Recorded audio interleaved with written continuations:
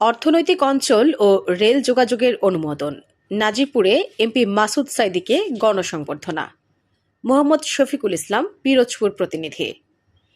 পিরোজপুরে অর্থনৈতিক অঞ্চল প্রতিষ্ঠা এবং ঢাকার সঙ্গে রেল যোগাযোগ প্রকল্পের অনুমোদন পাওয়ায় নাজিরপুর উপজেলাবাসীর উদ্যোগে শনিবার উপজেলা অডিটোরিয়ামে গণসংবর্ধনা অনুষ্ঠিত হয়। অনুষ্ঠানে প্রধানমন্ত্রীকে ধন্যবাদ জানিয়ে পিরোজপুর ১ আসনের সংসদ সদস্য মাসুদ সাইদিকে ফুলেল শুভেচ্ছা জানানো হয়।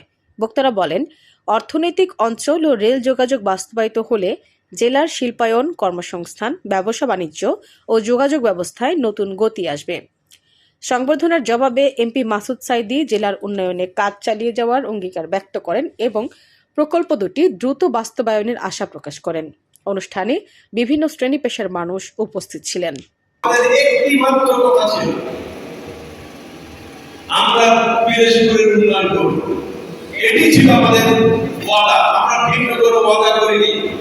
আমরা কাউকে চাকরি দেবো এমন কোনো কথা বলিনি, কারো ঘর বাড়ি তৈরি করে দেবো এমন কোনো কথা বলিনি, কাউকে অর্থ সম্পত্তির মালিক বানাবো এমন কথা বলিনি, কাউকে টেন্ডারে অংশগ্রহণ করে টেন্ডার পাইয়ে দেবো এমন কোনো কথাও কাউকে বলিনি। আমরা বলেছি, যদি আমাদেরকে নির্বাচিত করেন, আল্লাহ যদি দয়া করেন, নির্বাচিত হয়ে আমরা এই নাজিরপুরকে ঢেলে সাজাবো, ঢেলে সাজাবো। এটাই ছিল আমাদের ওয়াদা। সেই ওয়াদাকে সামনে নিয়ে ফেব্রুয়ারি থেকে আজকে জুন, মাত্র 4 মাস।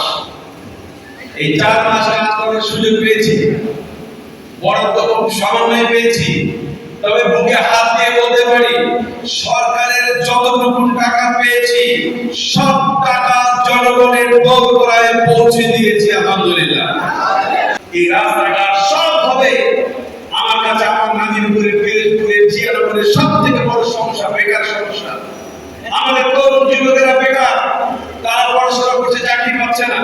আমাদের এখানে কোনো মিল কলকারখানা নেই, আমাদের কোনো কুটির শিল্প নেই, আমাদের এখানে কোনো বিসি শিল্প নগরী গড়ে ওঠেনি, যে কারণে আমাদের এখানে বেকারের সমস্যা প্রতিটি ঘরে ঘরে। এই বিষয়টি অনুধাবন করে আমি মাননীয় প্রধানমন্ত্রীর সঙ্গে আবারও দেখা করেছি। তাকে বলেছি, আমাদের পিরোজপুরে একটি অর্থনৈতিক অঞ্চল দিতে হবে। এই দাবিতে আপনারা আমাকে সংসদে পাঠিয়েছিলেন বলেই সেই ক্ষমতাবলে সংসদে আমি বক্তব্য দিতে দাঁড়িয়েছি। সেখানে বলেছি, আমাদের পিরোজপুরকে একটি অর্থনৈতিক অঞ্চল হিসেবে ঘোষণা করতে হবে। আমাদের এই জনগণের দাবির প্রেক্ষিতে গত 14 জুন একনেকের সভায় মাননীয় প্রধানমন্ত্রী পিরোজপুরকে অর্থনৈতিক অঞ্চল হিসেবে ঘোষণা দেওয়ার অনুমোদন দিয়েছেন।